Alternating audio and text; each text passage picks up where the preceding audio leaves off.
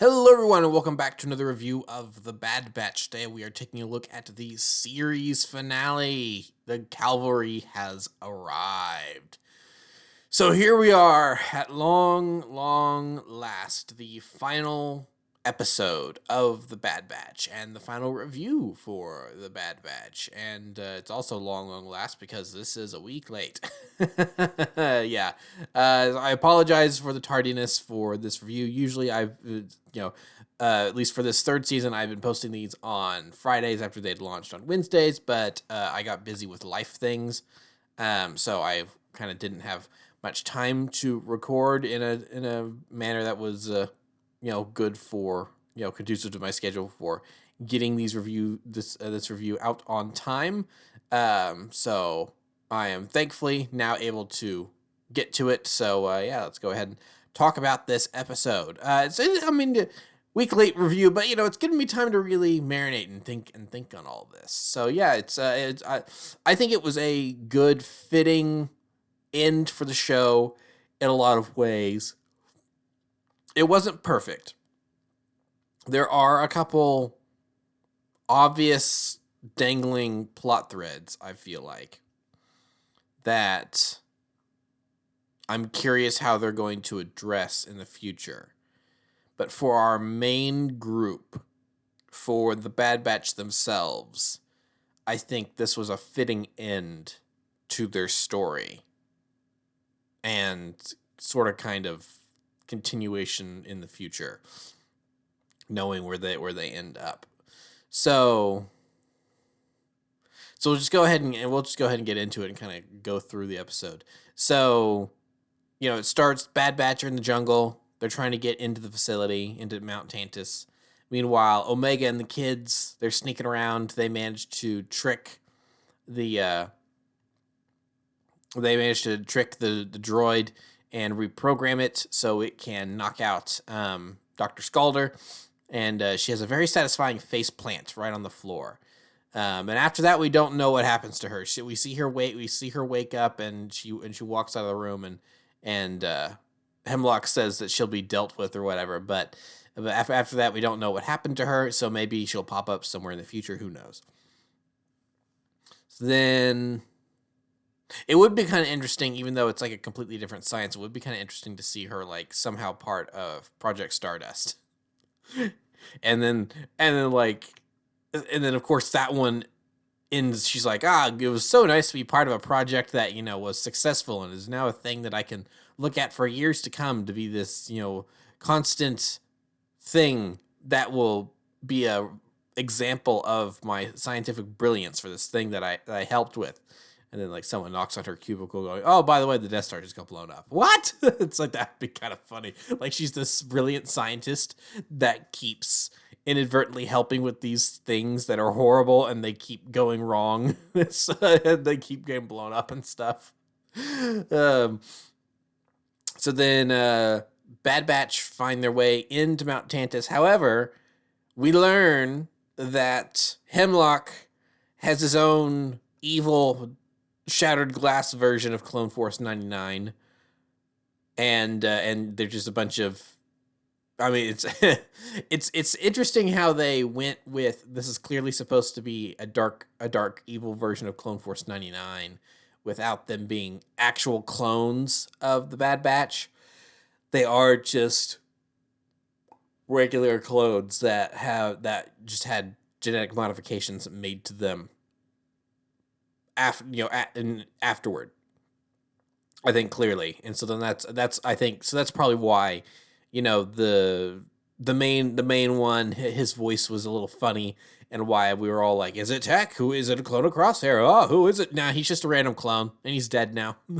He gets stabbed with a spear and strung up on a wall, and probably left there to rot, if I did guess, because I can imagine the Imperials afterward going through the base going, ugh, I'm not touching him. You want to? No, I'm not touching him. It's like, you touch him. I'm not touching him. It's like, so we're just going to leave him here? Yeah, okay. This place is getting shut down anyway. See ya.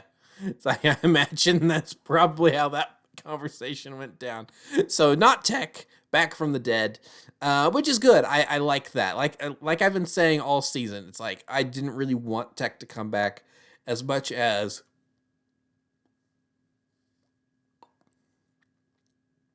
as much as I like that character, his sacrifice was done just so well that it's just better that his sacrifice remained intact, and there's nothing that taints that with a Winter Soldier plot line. And it is kind of funny how much of this does kind of feel a little ripped off from Captain America: Civil War, because it's like I just in my mind saw all of the other Winter Soldiers that they were setting up in that movie, only for Zemo to then kill in their sleep. That's just kind of what I saw in my. It's like, oh, it's that, but kind of actually come to fruition, just in a different franchise.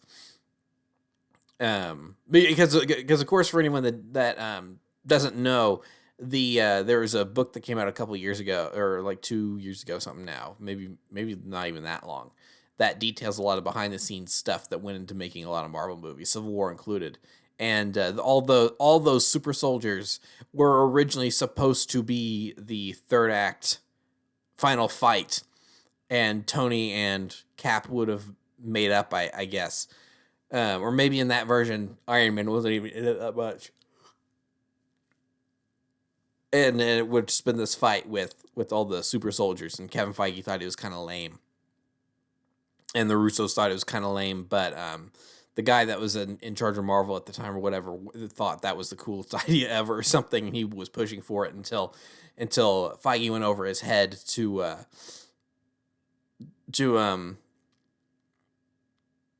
shoot, I'm forgetting the CEO of Disney's name, which is stupid because it's like it shouldn't be. It's like, anyway, Bob Iger, there we go.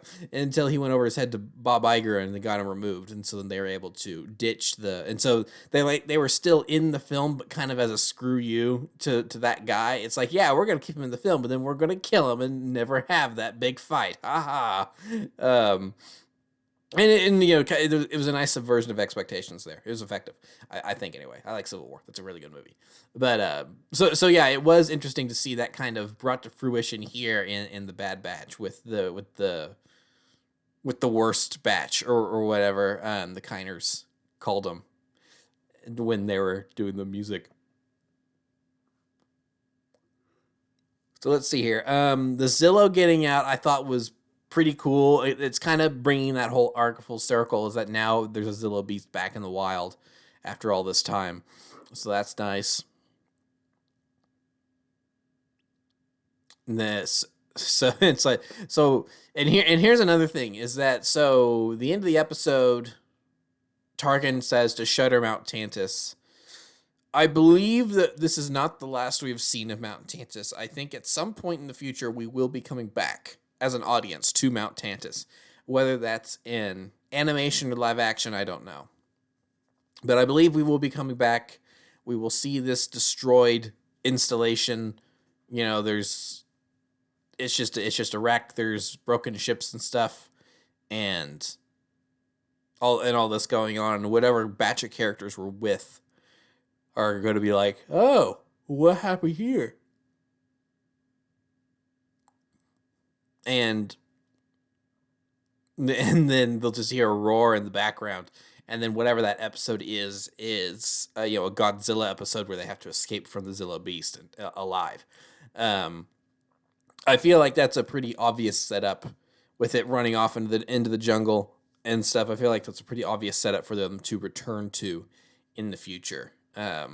Because that could even be something that, in my kind of hypothetical, if you could run Lucasfilm, what's a show you would green light right off the bat? And for me, that's an animated show set between episodes 8 and 9, where we see some of the Resistance running around the galaxy trying to reformat after the Battle of Crate and helping to beef up Rise of Skywalker a little bit more because it needs it. So I mean, that would be an obvious episode for whatever that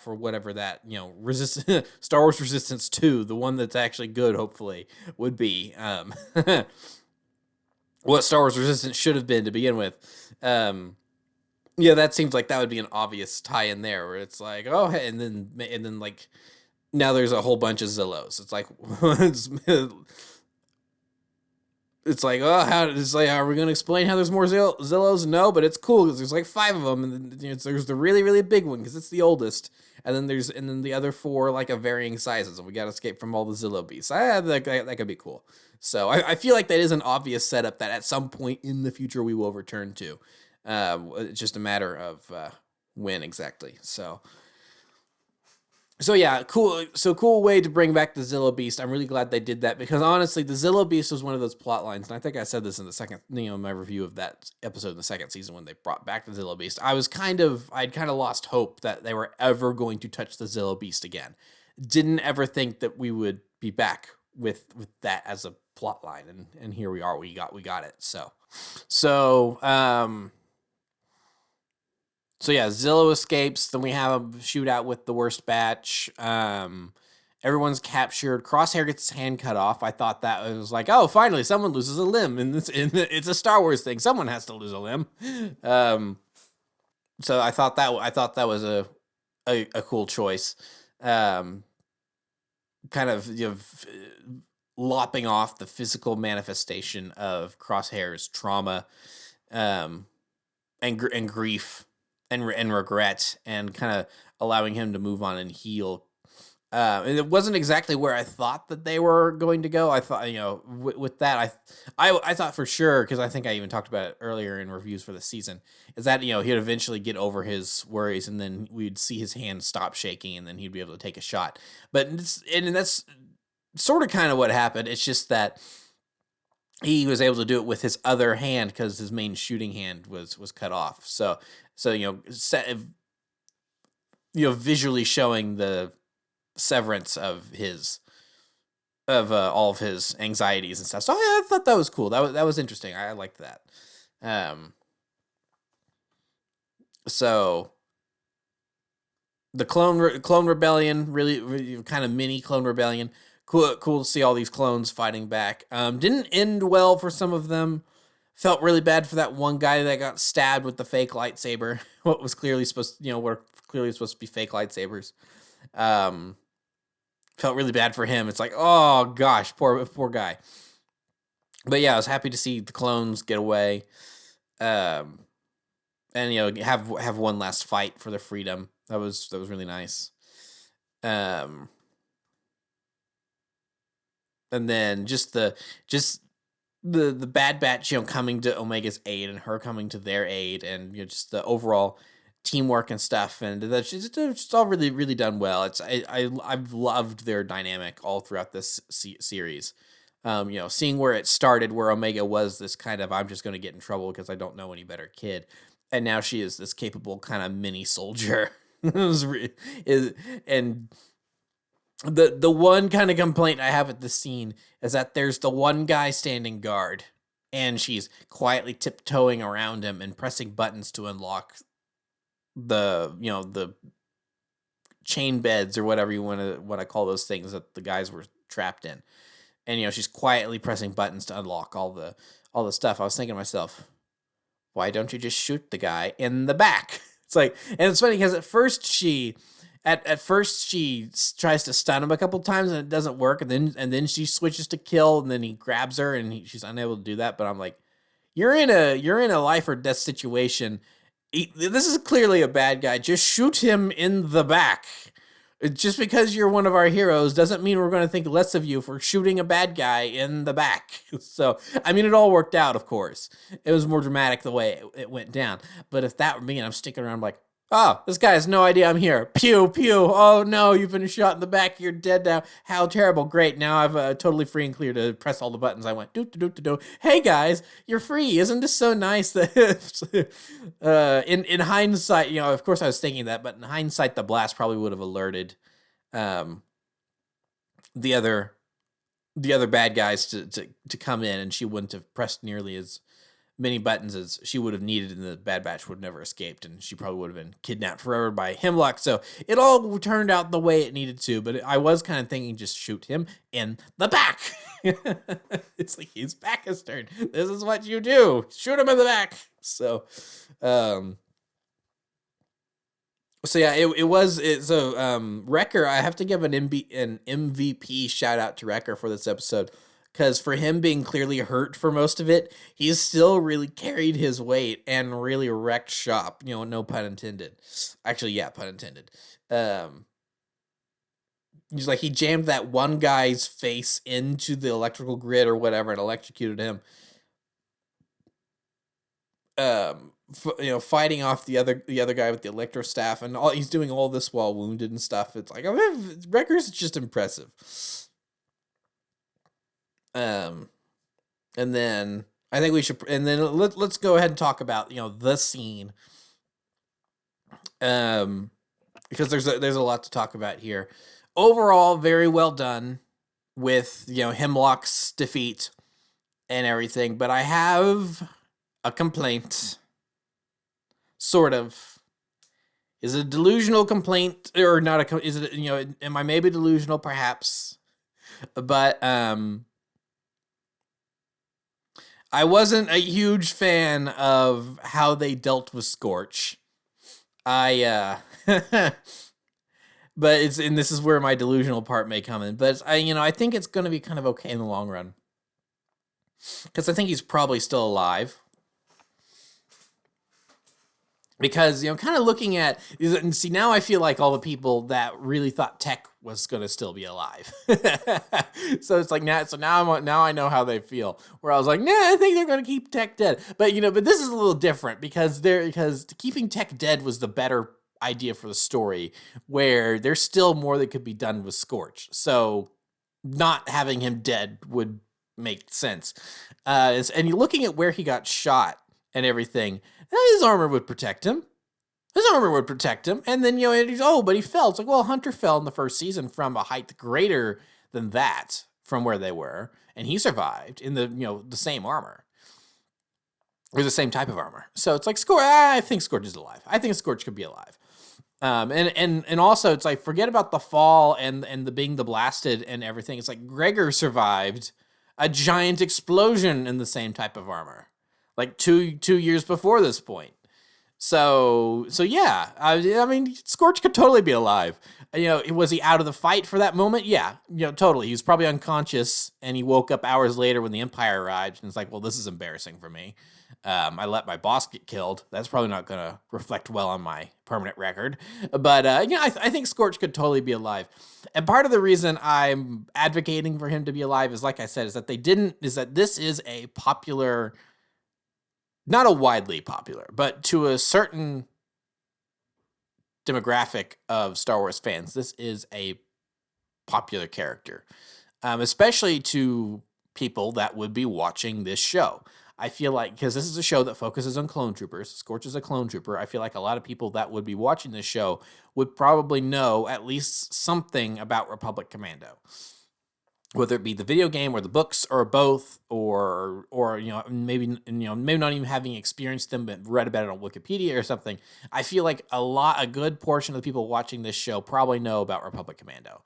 And so to just kind of bring in Scorch of all characters and have him be just this kind of lapdog for the bad guy and not to have any personality and not do anything with that and not explore that at all, because turning Scorch from the comedic relief character into, I'm just going to follow orders and be the scary sidekick to the bad guy, I feel like there's something you could do with that. And a lot of people have been saying, it's like, oh, well, is it because the rest of Delta Squad is dead? Is that change him somehow? Because that'd be fascinating to see. That would be interesting to see. And that could be a character turn that could make sense. But we haven't seen that. We don't know exactly what happened between, when we saw him the last time in canon in Witches of the Mist, where, granted, season 3, it's a very short appearance in the Clone Wars. We get no idea for his canon personality, so we only have to go off of his Legends biography and characterization and what he's like there.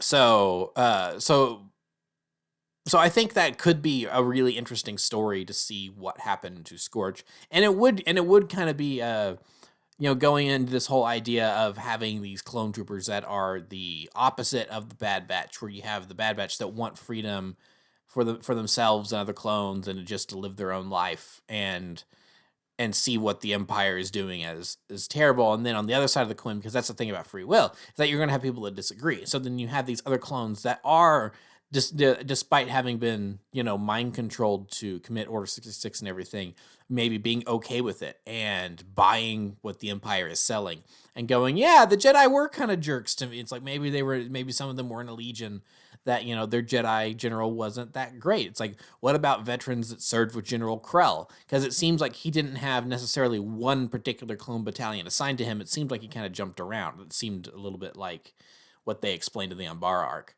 So what about clones from the battalions that he led temporarily? And then they had these huge... He was like the substitute teacher of Jedi generals, and he was a jerk, and everyone hated him.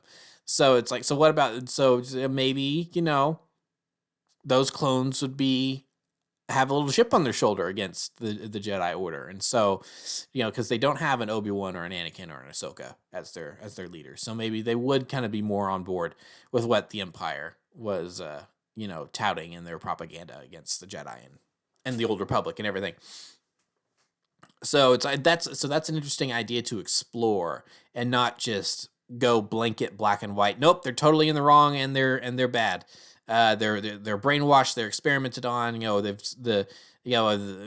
they still being controlled by the chips? Are they not being controlled by the chips? Who knows? We're not really going to delve into that. And I think Scorch would have been a really great candidate to explore that story with. If anything, I almost kind of wish that they hadn't had the clone assassins in this, and Delta Squad had been the bad guys of the, they had been the scary, clones in the bad guy clones in this. Like, take away the armor we know with the colors and everything, and just give them, like, have Seb still be there so it's a 4-man squad. Take away the colors and just give them black armor. Then there'd be shades of Omega Squad from the books. But then change the helmet designs to look more like Stormtrooper helmets, and so then they're definitely Imperial commandos, not Republic commandos. And I think I think you could have really done something with that and delved into those ideas a little bit more. About it's like why they're doing what they're doing and not. So yeah, that is a kind of a complaint I have, is that Scorch is just a little bit of a wasted character. To bring back into canon and to focus on, because here's the thing, if they just wanted to use a Delta Squad member just to be the henchman and not really have much personality outside of yes sir, no sir, this way, fight them, shoot, bang bang, and all that stuff, I think it would have made much more sense for them to have used Boss or Fixer.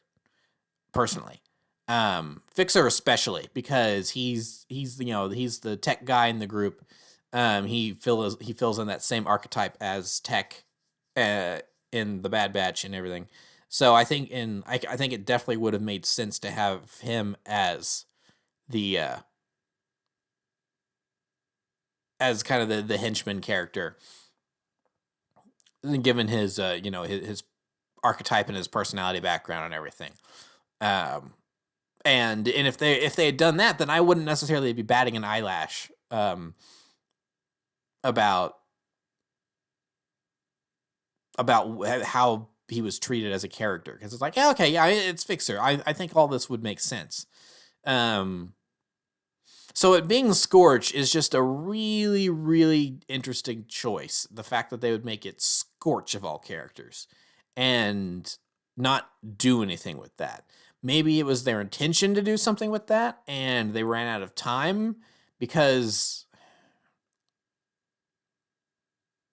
I mean, there's nothing. I doubt they're going to say this publicly now. I mean, in years and years in the future, they may confirm or deny this. They're certainly not going to say anything about it now. But I kind of feel like they were kind of given the green light for more seasons, but they said you're getting 3. That's it. This is the number of episodes you're getting, no more, no less. And so then they were given their parameters and they had to work within them. And so because again, I still really question where Sid went, because like I said, maybe I need to do a rewatch, but I really feel like they were making her a very morally gray character, like kind of like a Lando. Like, is she on their side? Is she not on their side? And just especially that last episode she was in, she seemed really remorseful, and so I was really expecting Return of the Jedi, okay, she's really on their side now and helping out, and then she just never reappeared again. So I feel like it's just one of those things that maybe fell through the cracks and they just didn't have time to get back to, maybe. So I don't know. And Scorch, Scorch feels like he feels mishandled one of two ways. Either they never had plans to do anything with him,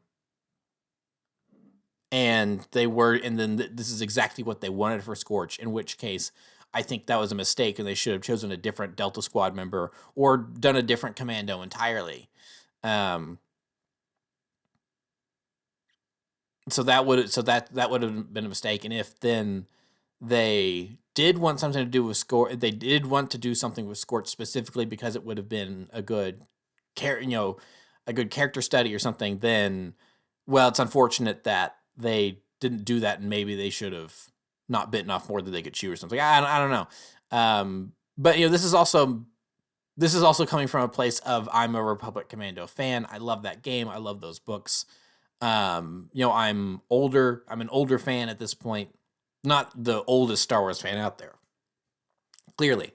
But, at this point, I'd say I'm in the upper echelon of Star Wars fans, having, been into Star Wars since I was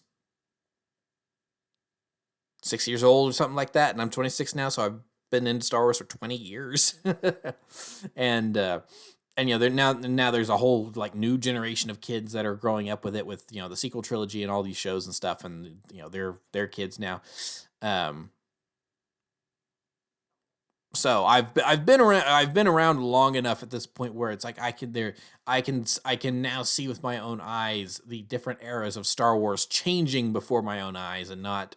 I'm like the kids that grew up with Star Wars in the 80s after Star Wars had ended, and then experienced the changing of the guard from the original trilogy era, from the 70s, 80s, and early 90s with the expanded universe and everything, into then the prequel era in the late 90s and early 2000s. That's what's going on now. Is what happened for people in the 90s is now happening for me as a fan. I'm just thankfully not being very vitriolic about it.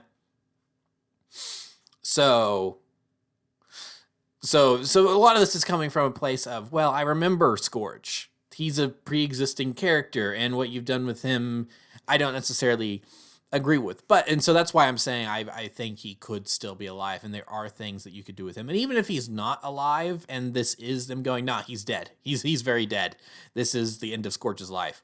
That doesn't necessarily mean that we're never going to get anything ever again from that character, because I think there's definitely room to do Tales of the Clones or something, and have one and have one of those be centered on Delta Squad or something. Because you could do Delta Squad, and then maybe for three shorts, and then you could do Kicks for 3 shorts or something. Those would be 2 very different stories in different eras and stuff. Because it'd be cool to see Kicks knocking around in the in the sequel trilogy era and being all animated and everything. And see some of these sequel trilogy characters animated in the Clone Wars art style. That's maybe a sore spot for me, but I'm not going to flip a table over it or anything, because I feel like there is the possibility, even if they just did a comic or something, I'd be okay with that. There's like I said, there's room to explore more in that story.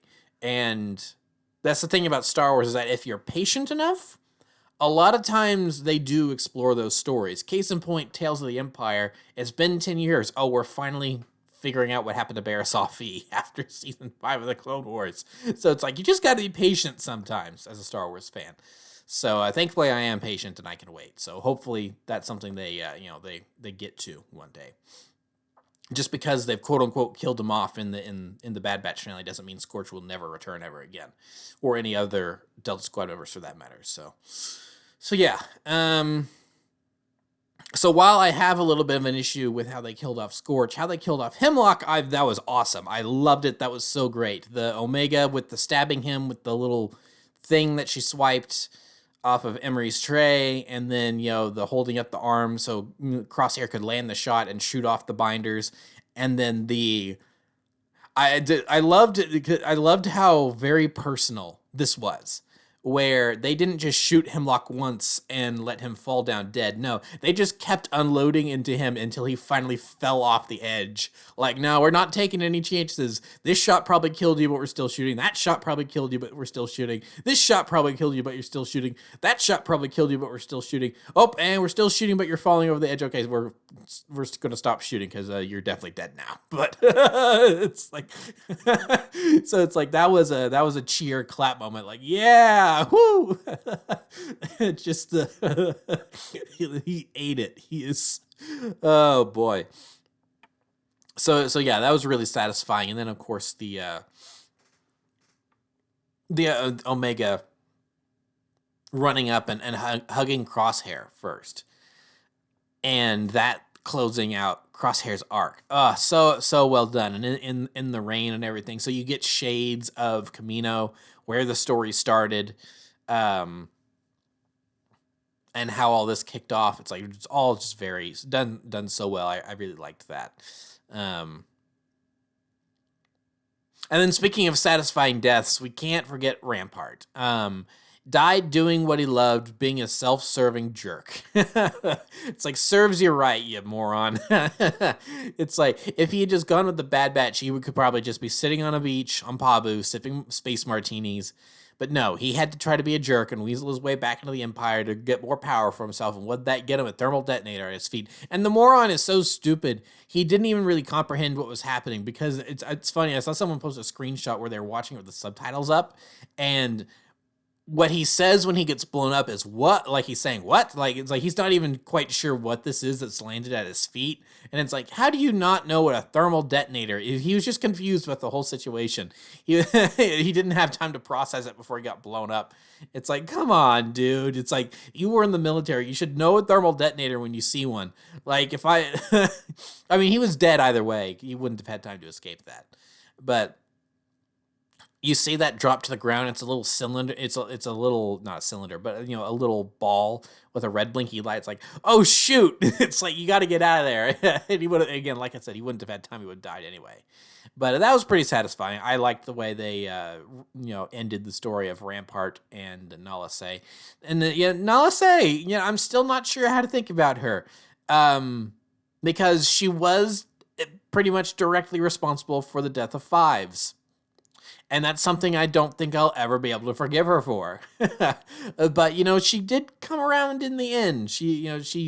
It's because of her wanting to keep her, just knowing that she needed to keep her research out of the hands of the Empire, and then Rampart being a self-serving jerk, that Project Necromancer is pretty much done before it starts, and why it seems like they have such an issue bringing Palpatine back in the first place.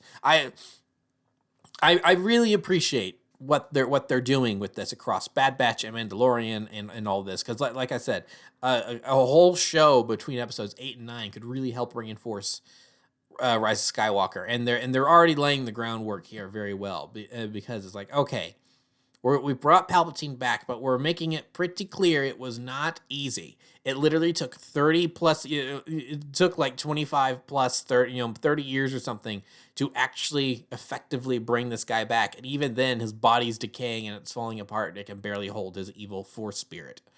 So So I do appreciate that, where it's like this is why. So it doesn't, so it doesn't diminish Anakin's sacrifice and him finally defeating the Sith and everything. It's keeping the story of the Chosen One intact and everything. Um, it's just saying that there's some evil people that are just very, very stupidly determined and have patience and can wait like 30 years to finally bring their emperor back. Um, and it's probably and especially with all the stuff we were seeing in Bad Batch and Mando, it's probably one of those things, because it seems like, based on what happens here and then what's in the Mandalorian and everything, it seems like they had to essentially start over, probably, because they lost all that research, so they had to start from square one. So Project Necromancer probably never was a reality at all in any form while Emperor Palpatine was in power, and then it was only after where it was probably like some of these warlords that were banished in the Outer Rim combing through the Imperial Archive, and someone found the original file or something somehow. And they're like, oh, hey, we should do this, just revive our Emperor. Is everyone else good with this? Let's do this. So yeah, it doesn't make Operation Cinder redundant or anything like that. And so it is kind of helping explain some things and building on it and everything. So I really like that and appreciate that. So yeah, so I guess we'll just move on to the ending. The ending done very, very well. Seeing Old Man Hunter. I will say I don't like the beard. Hunter, you need to shave. Get a haircut. And shave. It's like, that's maybe just a personal preference of mine. Is like, I just don't like it when people have long, scraggly hair like that. I like to keep myself very well shaved and everything. And so to see, it's like, yeah, I know he's an old man, but it's like, oh my gosh, dude, get a haircut. And Batcher's still around. I think that's cool that they kept Batcher around. Because that's something I said when they introduced Batcher. It's like, if anything happens to that dog in the finale, we riot. And not only did nothing happen to the dog in the finale, but apparently Lurka hounds are a very long-lived species, because she's even around like 10 plus years later. So it's like, oh, good for her. Good for Batcher. So yeah, a very good scene of seeing grown-up Omega fly off to join the rebellion with Tech's goggles and a cobbled together ship clearly made out of parts of the Marauder and everything. I do wish we had gotten to see Old Man Old Man Wrecker and Crosshair as well.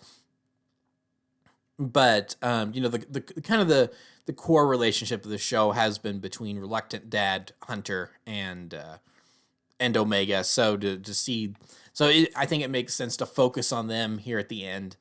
And gosh, the music from the Kiners, just the mix of the Bad Batch theme and Omega's theme as she flies away, and then it's the really triumphant and beautiful score as she flies off into the night, and then the cut to black, and it's like, oh, it's so good. It's like definitely a stand up and clap worthy moment.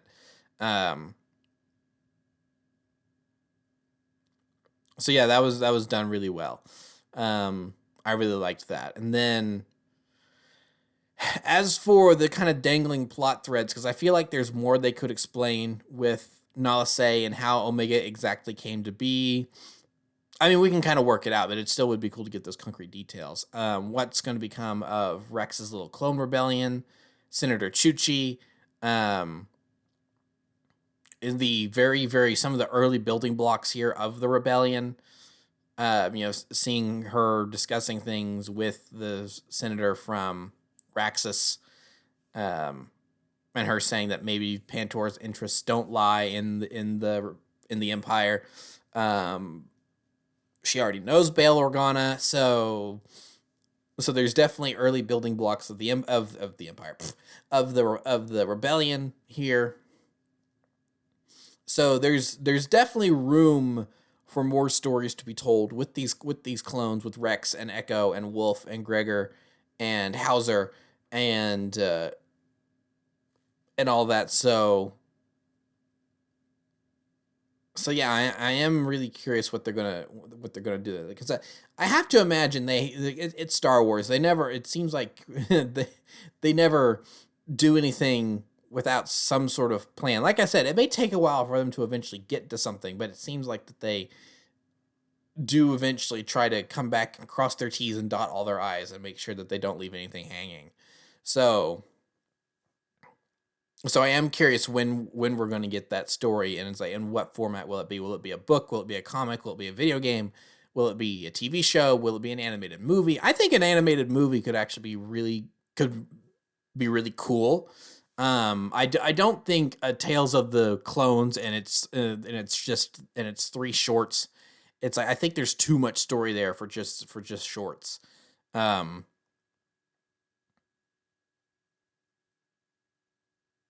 So I am very curious to see where they're going to go forward with that. And hopefully we don't have to wait too long before they start covering more of that somewhere. Because I think there's too much juicy material for them to not do anything with it. So yeah, so yeah, there's still some dangling plot threads.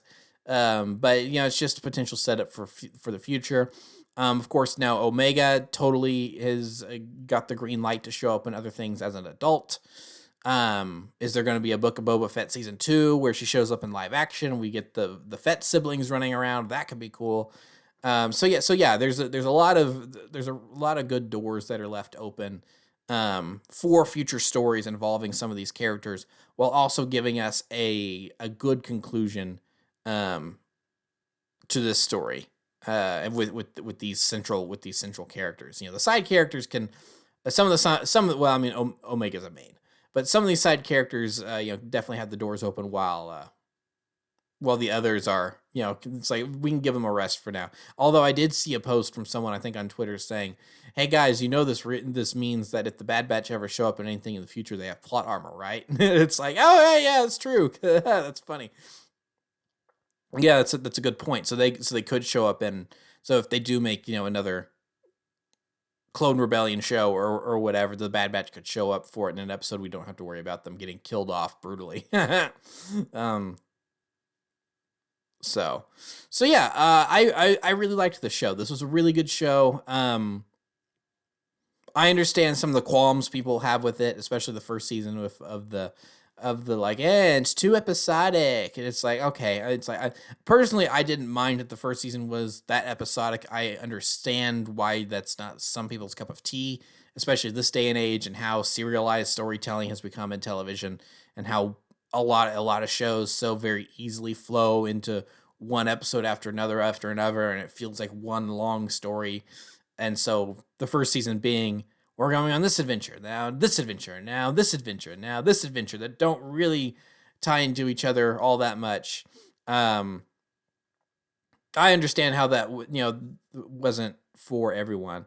I do find it funny that when all is said and done, the episode that I think is the standout worst episode of the show, the only one I actively disliked and spent a good portion of my review looking up who the heck even wrote it, because I thought it was like, this is so unlike the Bad Batch to really be this rote and predictable. It's like, I do find it funny that I said in that review, going, well, I don't know, maybe some of these characters will show up in the future and this episode will be worth something. And those characters never showed up again in the future of the show. So in terms of, who knows, maybe they'll show up somewhere down the line in other Star Wars media. But in terms of the show, that one episode, absolutely worthless. They did not need to make that a 2-parter and stretch out, oh no, the Marauder's been stolen and we have to get Gonki, our power droid, back, and we gotta help this crew of miners rebel against their evil miner overlord and stuff. It's like absolutely worthless episode, does nothing for the show as a whole or the characters. Like, you could totally skip that episode and be fine, other than the fact that except for the fact that they're gonna have their ship back, and it's like, well, how'd they get it back? They just got it back, okay. It's like, it doesn't matter. So I do find it funny how that is the worst episode of the show and it doesn't come back into play at all. So yeah, not a perfect show by any means. It has its little, little hiccups, stumbles in a place or two. But overall, just really enjoyable. I love the Bad Batch. I think they're great characters. I had a lot of fun with them, and I'll be happy to see them show up in anything else. I'm eager to see what they do with some of these other characters in other places. I'll happily watch more of Omega. I think she really developed into a well-rounded character, kind of like Ezra and Ahsoka before her, and so yeah, I just really liked the Bad Batch. I thought it was really good, and I just can't wait to get more animated Star Wars stuff, because I think animated Star Wars stuff is great. Speaking of, Friday I will have a review out for Tales of the Empire. I only have one more of those to watch. So you'll get a double whammy of Star Wars reviews this week, since, of course, this one was late. But here I am already. I've been talking for like 45 minutes about this one double-packed episode. Again, thank goodness it was a double-packed episode, because as I said, and I think it's probably what we were all thinking, there was no way they're going to be able to wrap this up in 22 minutes. So yeah, it being a 15-minute episode really, really worked to its favor. So yeah, again, late review, but I had a lot to discuss here, and I just didn't have the time to talk about it before then. So yeah, I think that'll be it for this review and for the Bad Batch as a whole. So thank you all for watching, and if you've joined me since the very beginning, if you joined me halfway through, if you just joined me this season, if this is the first one that you've managed to find thanks to the YouTube algorithm, thank you for watching. Remember to like, comment, subscribe, all that great stuff. Remember to follow me on Twitter and Instagram. Those links are in the description below, and I'll see you guys not next time, because the Bad Batch is over, but I'll see you in another video on my channel. Well, like I said, I'm doing Tales of the Empire review on Friday. I'll see you guys then. So yeah. So thank you guys for watching so much, and I'll see you later. So bye.